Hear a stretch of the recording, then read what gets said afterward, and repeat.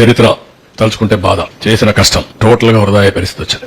ఇంత కష్టపడితే ఈ మార్గం చేశారేంటి దుర్మార్గం అంటే జాతి ద్రోహం. ఇది మళ్లీ ప్రజలు నిలదొక్కోవాలి, రాష్ట్రం నిలబడాలి అనే ఉద్దేశంతో ముందు పోయాం. 10 ఏళ్లు రాజధాని లేదు. బైఫర్కేషన్ యాక్ట్ కూడా 10 years టైం ఇచ్చి కామన్ క్యాపిటల్ హైదరాబాద్ ఉంటుందని చెప్పి ఈరోజు హైదరాబాద్ కూడా క్యాపిటల్ అయిపోయింది. మనకు రాజధాని లేని పరిస్థితి వచ్చింది. ఇన్వెస్టర్స్ ప్రపంచం అంతా నమ్మకాన్ని కోల్పోయారు.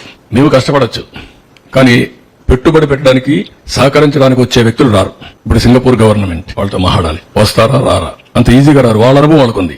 మన కోసం వాళ్ళు డబ్బులు పోగొట్టాల్సిన పని లేదు. ఇలాంటి రాష్ట్రాలు, ఇలాంటి దేశాలు కొన్ని వందలు ఉన్నాయి. వాళ్ళు ఆ దేశాల్లో చేసుకోగలుగుతారు ఏదైనా హెల్ప్ చేయాలన్నా. మనకే చేయాల్సిన అవసరం లేదు. రెండోది, పెట్టుబడులు పెట్టే వాళ్ళందరికీ ఈ రోజు బానే ఉంది, మళ్ళా ఈ దుర్మార్గుడు ఉంటాడు కదా, మేము ఎందుకు రిస్క్ చేయాలి మీ రాష్ట్రానికి అనే ఆలోచన ఉంటుంది.